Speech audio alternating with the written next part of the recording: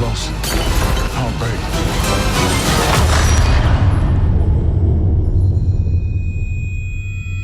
2026 is here, and Marvel's next wave is finally crawling out of the shadows.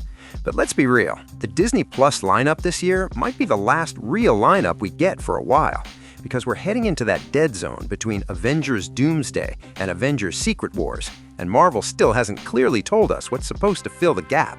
More films, more series, spin-offs, silence. Which basically means one thing. Whatever Disney Plus Marvel still has in the chamber up to 2028, they're probably dumping it by 2026. And the first big drop in that batch is Wonderman.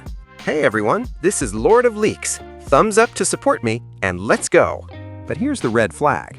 Wonderman isn't a long seasonal rollout. It's a mini-series, short episodes, and they're allegedly dropping everything on the same day. And Marvel doesn't do that when they're confident. They do it when they want to avoid weekly bleeding. Because weekly means people watch episode 1, say meh, and the internet spends a month roasting the show alive. A full season drop means just take it, consume it fast, argue about it for 48 hours, then move on. And honestly, I'm expecting Wonderman to start slow, maybe even empty, like it's warming up for something it doesn't earn until late.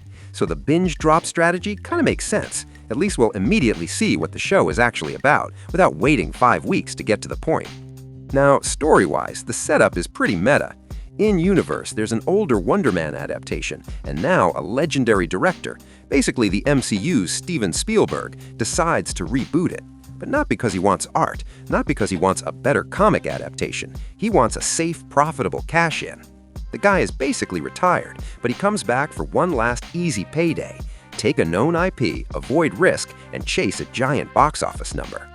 Then casting happens, and two characters collide in a way that's actually interesting. First, Trevor Slattery, yes, the fake Mandarin from Iron Man 3, the guy who should have been locked away forever, but somehow keeps slipping through the system. Prison, 10 Rings chaos, and suddenly he's back in the world like nothing happened. Second, Simon Williams, the actual Wonder Man. And here's the MCU style, In the comics, Simon wasn't black. In the MCU, he is, and that instantly opens the door for the Williams connection theory. If Marvel wants to play the surname game, you can already feel people asking, Riri Williams? Simon Williams? Are we looking at family ties? Or is Marvel just recycling names without caring? And that's the part that drives me crazy. Marvel will build a whole production machine, throw millions into a series, polish it with marketing, and then still make choices that feel like they're creating confusion on purpose, like they're manufacturing theories to replace actual storytelling. So yeah, Wonderman might be a fun surprise, or it might be another drop it all at once so nobody has time to notice the cracks. Either way, this series is the first real sign of what Marvel thinks Disney Plus should be in the post-Doomsday era. And this is the funniest part. They always do this after the damage is done. Little PSA if you missed it, Marvel is reportedly considering pulling Ironheart off Disney Plus. Not it underperformed, not it didn't trend. The claim is worse. The show didn't bring subs in. It allegedly made people leave. And if that's true, Marvel's solution is wild. Spend millions, then erase the project from your own platform and act like it never happened. Now imagine Wonderman lands the same way. That's not oops, that's embarrassing. Because at that point, viewers are going to ask the obvious question, what was going through your head while you greenlit this? But the bigger issue is, why invest in mid when you could invest in good? You're burning money, time, and audience trust for no reason. And yeah, Wonderman is giving me the same vibe. First red flag, it feels like the studio itself isn't fully backing the project, and as a viewer, that kills confidence instantly. Second red flag, the trailer's visual language. The most cheap thing isn't the costumes or the jokes, it's the editing and the camera work. Those random wide to close jumps don't feel intentional. They feel like we didn't capture the emotion on set, so we'll fake it in post. You can literally see the trick. They shoot a wide frame, then later zoom in during editing to simulate shock, and it doesn't read as tension, it reads as low-effort TV grammar. Worst part, they keep doing it across multiple trailers, so it becomes a pattern, not a one-off. But okay, is there anything positive? Yes. The big upside is that Wonderman seems designed as a bridge into Spider-Man Brand New Day, especially with damage control showing up. And if the reports are right, the season is 8 episodes, with destined Daniel Cretton directing the first 2, which at least suggests the opening might be tighter than the trailers make it look. Story-wise, Damage Control going after Simon Williams is interesting because normally they don't hunt super people. They hunt weapons, tech, and weaponized energy. If their mission was catch powered individuals, Spider-Man would have been priority number 1. So the show is implying Simon is treated as something closer to a classified asset, a walking energy anomaly. His power source is the key. He's exposed to ion radiation and comes out the other side enhanced. Strong, fast, rapid healing, potentially telekinetic effects. In comics terms, Wonderman isn't street level. He's serious. And you can't name a guy Wonderman and then write him like a lightweight. It breaks the brand of the character instantly. The real question is, how does the MCU explain the transformation? And this is where the Bruce Banner connection makes sense. One theory says Banner builds some ionizing tech to scrub gamma from his cells, basically trying to separate the Hulk from himself. He shelves it, but Simon ends up inside it anyway, and that accident becomes the origin of Wonderman. If Damage Control is involved and Banner science is involved, the Brand New Day link starts looking less like a theory and more like the spine of the show. Let's be clear, becoming Wonder Man isn't some I absorbed a battery and leveled up situation. It's a full-body conversion. His cells basically become ion energy. Think Sandman's transformation, but swapped from sand to radiation. That's the scale we're talking about. And that's exactly why the show's presentation worries me, because Wonder Man doesn't look like a high-budget series at all. Even with 8 episodes, it feels like they're going for short, compressed runtime, almost like a shorts rhythm. And when your camera work already looks cheap in the trailer, that's not a great sign. I'm not here to hate for sport. I'd love for the show to pull a reverse card and end up being solid. But right now, it doesn't even feel like Marvel is confidently standing behind the project. That "we'll release it and move on" energy is loud. And I know people are going to ask, why does this show even exist? Did we get any real reason?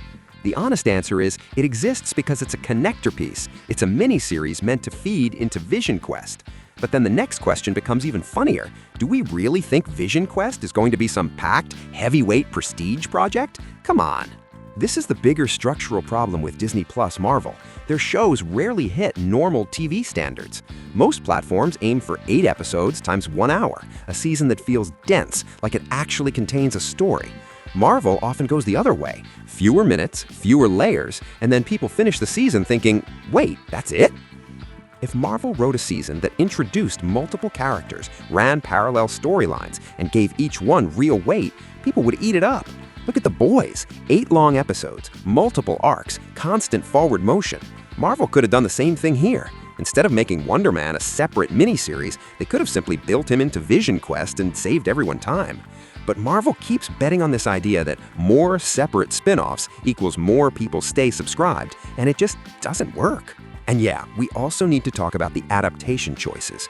We're watching comic adaptations. That doesn't mean everything must be one-to-one, but a character should at least feel like the character. With Wonder Man, the casting and visual match doesn't even resemble the comic version. You can say reimagining all you want, but if the character looks off and the story turns out weak and it doesn't meaningfully connect to anything, the backlash will be nuclear. Right now, I'm being generous and assuming the best-case scenario. Bruce Banner is the bridge, like Banner trying to solve his gamma problem with ion tech, shelving the device, and Simon accidentally becoming Wonder Man through that machine. Boom, clean MCU-style origin. And with Damage Control orbiting the story, the Spider-Man Brand New Day pipeline starts to look real. But if the connection is pointless, if they open a path that leads nowhere, then all of this is just noise. Post-Vision Quest, Marvel is clearly pushing toward West Coast Avengers. Even Robert Downey Jr. has been used to tease it repeatedly. The logic seems obvious. Stack the roster, bring back key pieces like Vision, Ultron, and now Wonder Man, and assemble the team. But here's what doesn't click for me yet. What does West Coast Avengers have to do with Avengers Doomsday?